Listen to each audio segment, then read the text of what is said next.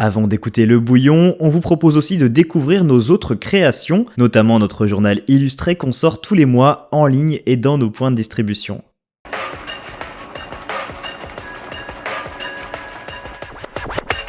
Le bouillon, le bouillon, le bouillon, le bouillon. Exhausteur de saveurs musicales.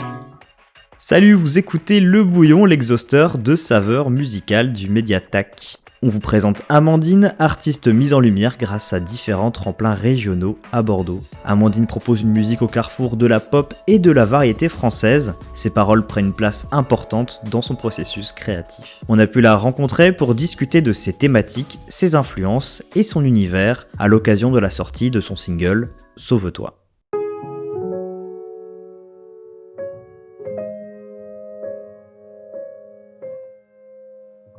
À quoi bon crier quand je sais qu'il va me taire? À quoi bon pleurer puisqu'il va se mettre en colère? À quoi bon vivre? J'ai déjà tout enduré, moi j'ai plus la force, même plus la volonté. Sauf ma belle femme laisse. Bien, bonjour, je m'appelle Amandine et j'écris et compose des chansons dans ma chambre et ensuite j'aime bien les partager au reste du monde. Ok, donc deuxième question, c'est depuis quand et de quelle manière tu as commencé le chant et la musique? Le chant, ça a toujours été un peu une partie prenante de ma vie, mais en fait j'ai commencé à vraiment m'y intéresser lorsque j'ai commencé à prendre des cours de chant en fait. J'ai adoré chanter et je me disais que apprendre des techniques, ça pouvait m'apporter quelque chose et être beaucoup plus intéressant pour moi. Et donc j'ai commencé à prendre des cours de chant. Et par la suite, je me suis dit, ça pourrait être sympa de s'accompagner d'un instrument. Donc j'ai pris des cours de guitare. Et après, je me suis dit, le piano, c'est aussi intéressant. Et là, par contre, j'ai appris solo, donc je regardais des tutos sur Internet. Mais voilà, la musique a commencé un peu par des cours, bien que c'était omniprésent dans ma vie et que je chantais un peu tout le temps. J'avais un micro dans ma chambre et je le prenais, je faisais des karaokés, enfin voilà. Ok, donc un mélange un petit peu d'autodidacte et de cours pro quand même. Ok, super. Et est-ce que tu pourrais nous parler un petit peu de ton processus de création, de la manière dont tu t'y prends pour créer tes chansons, si t'es accompagnée, si c'est toujours le même modèle que tu utilises pour les faire, comment tu trouves tes patterns, un petit peu tout ça, quoi. Déjà, je fais tout toute seule. Je trouve que c'est un processus hyper intime, surtout que j'essaie de parler de choses je parle de choses qui me parlent et des sujets qui me touchent personnellement et du coup c'est... je me verrais pas... c'est compliqué de composer à deux, bien que j'ai déjà essayé. Je suis déjà partie en résidence avec des artistes et donc essayer de faire une coécriture, c'était pas évident, mais c'est un processus et c'est très intéressant en fait. Mais donc voilà, la plupart de mes chansons sont écrites et composées uniquement dans ma chambre, principalement derrière mon piano, bien que j'essaie maintenant de me mettre un peu à composer derrière mon ordi, mais c'est pas du tout instinctif pour le moment, j'ai vraiment du mal, mais j'apprends. C'est une résolution de l'année 2024. En fait, soit j'ai une mélodie qui me vient dans la tête, et donc j'essaie de trouver des accords qui vont bien ensemble, et ensuite des paroles qui viennent comme ça, un peu naturellement. Non, voilà. Ou sinon, par exemple, pour la chanson Sauve-toi, c'était plus une envie de parler de ce sujet-là, et donc ensuite j'ai trouvé des accords, des mélodies, et c'est arrivé un peu au fur et à mesure. Mais c'est vrai que sinon c'est plus la musique qui me porte et ensuite les paroles qui arrivent en fonction de ce que je ressens quand j'écoute les mélodies et les notes. Les petites notes sur les petits carnets ou sur le téléphone. Mais vraiment, j'ai reçu un carnet lors du tremplin Pulsation du Crous en mode vraiment gift qui donne, mais c'est mon carnet fétiche où maintenant j'écris toutes mes idées de chansons et c'est drôle parce que vraiment la couverture c'est du Crous quoi, c'est pas très beau et j'ai jamais réussi à la pimper parce que je me suis dit en fait c'est vraiment, ça vient de là quoi et j'ai envie de garder ce truc, c'est drôle quoi, j'ai vraiment ce carnet... Oui, c'est drôle. Maintenant, je voulais savoir un petit peu ce qui t'inspire, que ce soit au niveau de tes sujets, de quoi tu t'inspires, de ta vie de tous les jours, ou d'artistes, même au niveau musicalité. Qu'est-ce qui t'inspire ? Je pense que, bien que je sois quand même assez privilégiée dans ma vie, on vit en France, j'ai pas mal de choses qui font que je suis assez privilégiée. Je vis quand même des choses que j'ai envie de partager aux gens. Et pour moi, le moyen de partage le plus évident, c'est la musique. Et donc voilà, je m'inspire de mes peines de cœur, je m'inspire de ce que j'observe autour de moi, dans le monde, ce qui se passe, parce que c'est parfois pas toujours très beau. Et puis même parfois parler aussi de choses qui font du bien, c'est intéressant. Mais voilà, c'est principalement ce qui me touche et ce qui m'intéresse.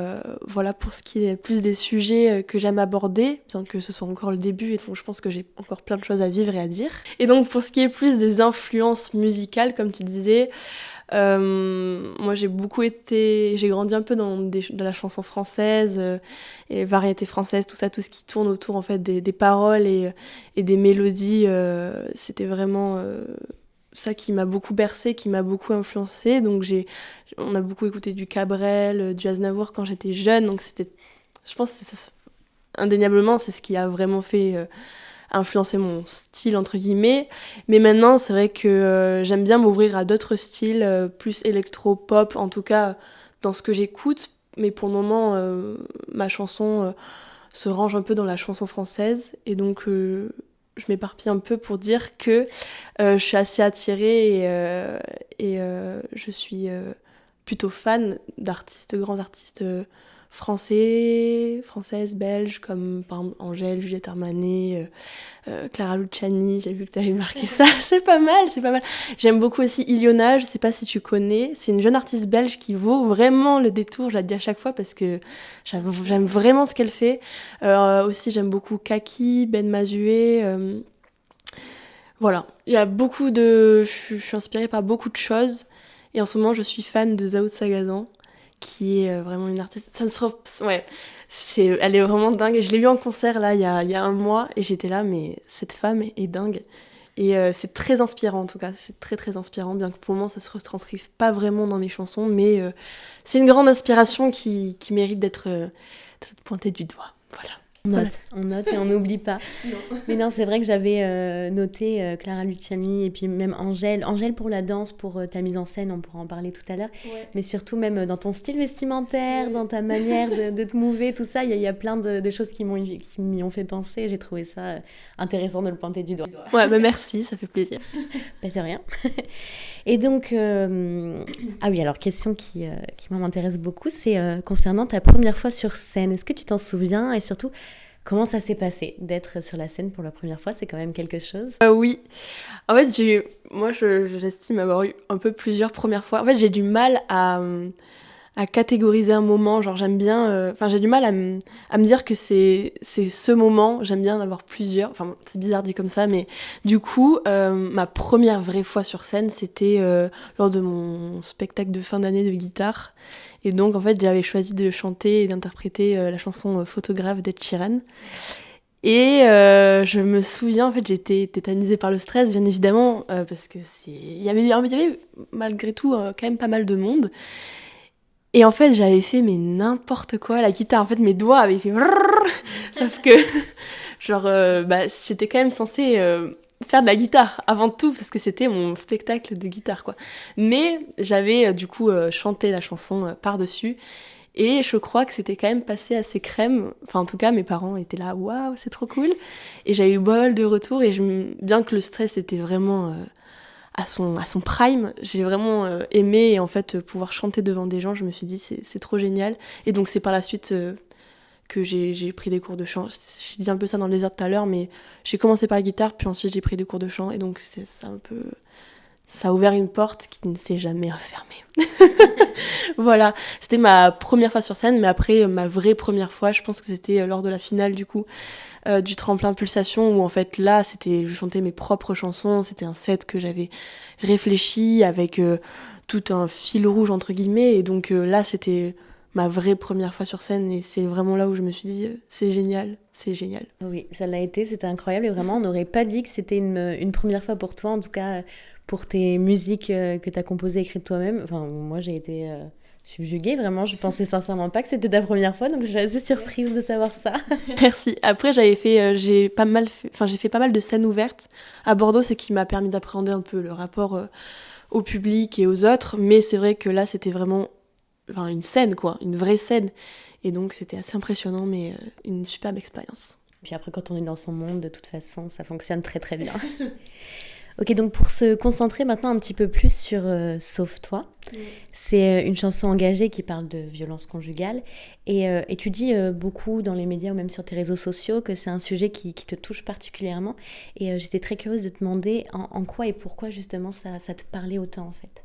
Je suis une femme et malheureusement ce fléau, bien que les violences touchent beaucoup de personnes, là le sujet dont je parle, c'est un sujet qui concerne les femmes et c'est les violences conjugales, donc c'est assez délicat de parler de ça puisqu'en fait c'est un sujet un peu sur une pente quoi. Mais il y a quelques années j'ai pris conscience en fait du monde dans lequel on vivait et comme je le disais tout à l'heure, c'est vrai que on a de la chance, on vit quand même dans un pays où on a plein de droits fondamentaux qui sont hyper importants, notamment la liberté, la sécurité, tout ça. Mais il y a quand même ces violences qui règnent dans notre société et qui sont banalisées et normalisées. Et je me suis dit, mais comment c'est possible à notre époque que des femmes meurent ou subissent de telles violences et en fait, je me suis dit, mais c'est pas possible. Enfin, je comprenais pas, donc j'ai essayé de me renseigner. J'ai intégré une association qui lutte contre ces violences. Et en fait, je me suis dit, moi, mon seul moyen à moi de comprendre et d'essayer de faire quelque chose pour ça, c'est la musique. Et donc j'ai écrit une chanson là-dessus parce que je voulais comprendre avec mes mots ce que ces femmes pouvaient vivre et peut-être aussi pouvoir apporter un petit espoir ou prouver à ces personnes que c'est possible de s'en sortir. Mais je suis personne, je veux pas être l'héroïne de quoi que ce soit, d'une quelconque cause, mais en tout cas pour moi, c'était vraiment important de mettre en lumière, de pointer du doigt ce sujet et pourquoi pas éveiller certaines consciences. J'espère que ça répond bien à ta question. Oui, ça répond super bien à la question et je suis assez d'accord avec toi. C'est pas facile d'en parler et on se sent pas toujours légitime d'en parler. Je suis pas beaucoup plus âgée que toi, j'ai 21 ans et même moi, des fois, j'ose pas m'engager dans des débats pareils. Et comme tu dis, je pense que la musique, l'art, c'est vraiment une manière douce d'oser en parler et d'oser l'entendre aussi, que ce soit pour des personnes comme nous, des femmes qui subissent ce genre de violence, mais aussi pour d'autres qui ne veulent pas forcément en parler ou l'entendre, mais sous forme de musique, ça se fait. Maintenant, pour ce qui est de ce qu'on entend dans ta musique, on entend un petit piano grinçant, et ça, beaucoup de monde m'en parle en ce moment quand je parle de ta musique. Pourquoi ce choix de grincement et surtout, pourquoi le piano ? Le piano, parce que en fait, j'ai écrit cette chanson au piano. Cette chanson, elle a un sujet qui est tellement lourd entre guillemets, c'est un sujet hyper délicat et intense que je voulais pas faire une chanson où il y a énormément d'arrangements. Je voulais que ce soit hyper naturel et authentique et que justement on entende aussi les failles de cette chanson. Par exemple, j'ai choisi de pas mettre de modifications sur ma voix, d'autotune, parce que je trouvais que ça correspondait pas et que justement les failles de cette chanson font sa force. Et donc, voilà, c'était vraiment l'authenticité que je voulais mettre au premier plan. Et ensuite, je trouve ça intéressant que aussi chacun et chacune puisse s'en faire sa propre interprétation. Et par exemple, on m'a déjà dit que écouter cette chanson et entendre ses grincements, ça pouvait faire penser à la victime qui essaye de s'en sortir et de s'échapper. Et je trouve ça hyper intéressant qu'en fait... chacun et chacune puisse interpréter ces grincements. En tout cas, moi, c'était vraiment l'authenticité que je voulais mettre au cœur de cette chanson. Tu mets en scène ta chanson avec une danse que tu appelles la danse au-delà des mots, M-O-T-S et M-A-U-X. Et je trouve ça super audacieux parce que déjà, c'est pas forcément facile pour tout le monde de danser en chantant en même temps. On n'a pas tous cette facilité de se mouvoir, de bouger. Et surtout, je trouve ça vraiment intéressant. Pourquoi avoir choisi d'ajouter de la danse dans ta musique, dans tes chants ? Déjà, j'adore la danse, premièrement. Et en fait, je suis aussi seule sur scène. C'est-à-dire que hormis du coup quand j'ai des danseuses avec moi, je suis seule sur scène et donc j'aime beaucoup parce que du coup c'est moi qu'on regarde. Enfin, je veux dire, on se concentre vraiment sur ce que j'ai à dire et sur la musique que je veux transmettre. Mais parfois, je pense que du coup, c'est encore plus intéressant et ça rend encore plus puissant en fait mes chansons d'apporter un autre art sur scène. Et pour le coup sur cette chanson, je trouve que ça apporte une autre dimension et ça peut appuyer certaines paroles. Et donc j'ai rencontré les filles qui sont devenues des danseuses, donc il y a que des filles, mais j'aurais bien voulu. Enfin bref, c'est drôle qu'il y ait que des filles, mais donc on a un petit gang de meufs quoi. Et voilà, on a co-créé enfin elles ont quand même pas mal écrit la chorégraphie. Je leur ai donné un peu des directives parce que je voulais quand même qu'à certains moments on appuie vraiment certains mots. Elles ont créé la choré. Et c'était vraiment hyper intéressant en fait justement à certains moments laisser des... Enfin je sais pas si tu as déjà vu mais laisser certains passages où vraiment les paroles sont au centre du spectacle et à des moments où vraiment la chorégraphie elle prend aussi une grande place quoi. Mais je trouve que c'est un bon jeu, en tout cas c'est bien alterné. Et puis comme on dit, une image vaut mieux qu'un long discours. Et je pense que la danse, c'est un peu l'image qui suffit aussi à dire beaucoup. Même si, comme tu dis, les paroles ont un sens énorme. Et puis la musique, le chant reste quand même bien différent qu'une conférence ou un long discours. Mais je pense que tu as compris l'idée. Bien sûr. Donc toujours sur ta présence sur scène, je voulais savoir si tu as vu une évolution, puisque quand même maintenant tu fais un peu... tu vas de scène en scène en quelque sorte, et je me dis que ça se travaille. Toi aussi, tu dois te sentir plus à l'aise. Donc est-ce que tu vois des différences dans ta manière de te mettre en scène et de mettre ta voix et ta musique en scène également? Oui, effectivement, rien que déjà dans l'espace d'un an, comme je te disais, la première fois où je me suis produite vraiment sur scène lors du tremplin Pulsation la finale, et maintenant, rien que déjà c'était un gros step de faire cette finale, puisque j'ai dû en fait vraiment créer un show, une prestation, et donc faire en sorte que chaque chanson ait un lien entre elles et travailler une présentation de chacune d'entre elles. C'était vraiment un gros travail et c'était hyper intéressant. Et voilà, mais donc effectivement, oui, je pense avoir beaucoup évolué et avoir gagné forcément en aisance, puisque en fait quand même quand on se retrouve devant plusieurs personnes à devoir chanter des choses intimes qu'on a écrites dans sa chambre, parfois on est là waouh, ok, comment on gère ça entre guillemets. Et donc c'était oui, vraiment, et donc aussi par le fait d'avoir apporté de la danse, ça m'a fait énormément évoluer et je me sens de plus en plus à l'aise à danser devant des gens et à chanter des chansons. Pour parler un petit peu plus d'art et de graphisme, je voulais parler de ta pochette et je voulais savoir si elle était pensée purement esthétiquement ou si tu avais vraiment une volonté derrière de réfléchir pour raisonner avec les paroles et avec ta musique. En fait, cette pochette, je voulais sortir cette chanson, et donc il fallait bien mettre une image sur cette chanson. On a organisé un shooting photo dans notre IUT. En fait, on fait ça un peu toujours entre nous. Là, j'avais Valentine avec moi et Elias, un autre copain qui m'aide dans le projet. Et donc, on avait booké cette salle et j'avais commencé à faire une sorte de mood board de choses que je voulais, d'images qui m'intéressaient et qui pouvaient potentiellement matcher avec cette chanson. Il y avait justement un peu un flou comme ça qui m'intéressait. Mais ce qui est drôle sur cette pochette, c'est qu'en fait, elle a été prise, mais sans vraiment s'en rendre compte. En fait, c'est Valentine qui a pris la photo, mais juste pour faire des réglages, en fait, de l'appareil. Et en fait, une fois qu'on a vu les photos après sur l'ordi et qu'on choisissait, je me suis dit, mais en fait, cette photo a beaucoup de potentiel parce que les couleurs sont déjà très intéressantes. Et en fait, ce flou qui représente à la fois deux visages avec deux expressions, ça correspond vraiment à cette chanson. Et je voulais pas qu'on voit juste ma tête. Je trouvais que ça collait pas avec la chanson. Je voulais pas que je sois juste en train de poser comme ça. Ça avait aucun sens.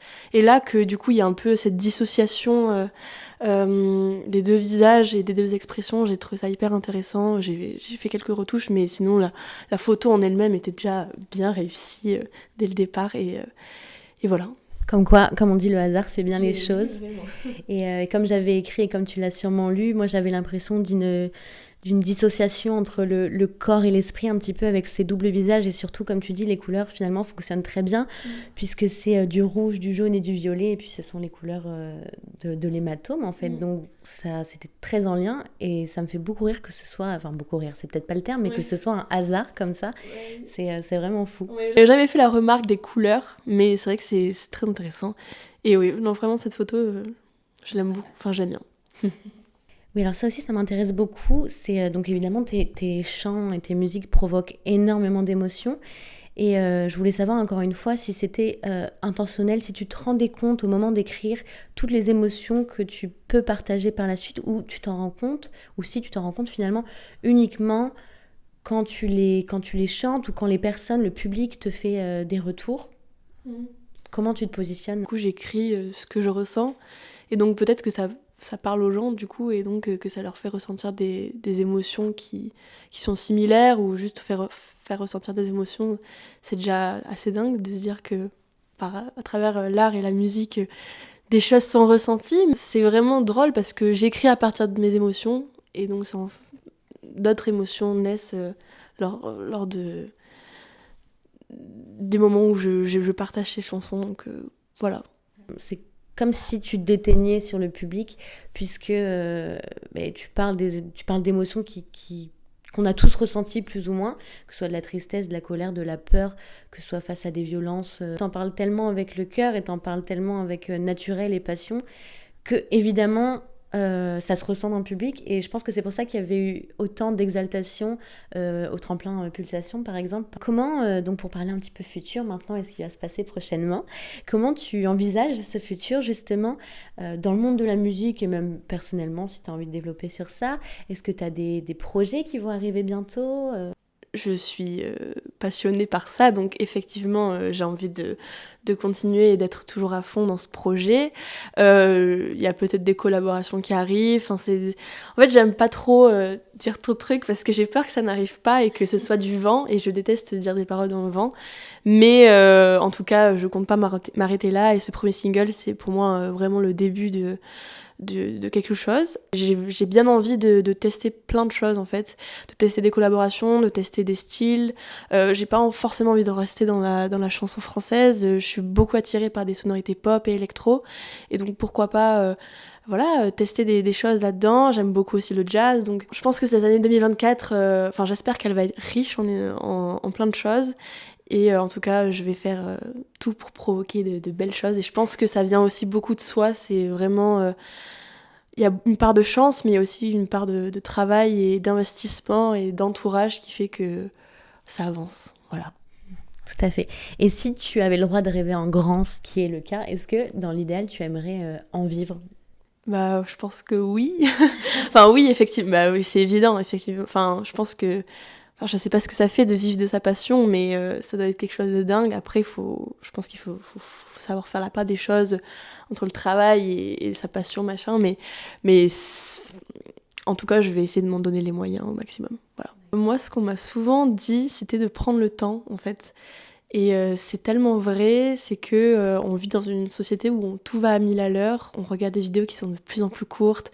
On doit être de plus en plus connu vite. Enfin bref, tout va hyper vite.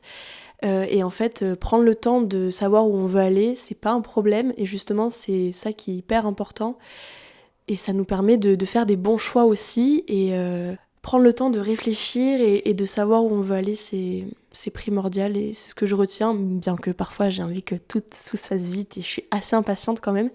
Mais voilà. Les bouillons, exhausteur de saveurs musicales. Merci d'avoir écouté cet épisode du Bouillon. Pour en savoir plus sur Amandine, rendez-vous en description de ce podcast. Retrouvez toutes les autres productions du Mediatac sur notre site, lejournaltac.com.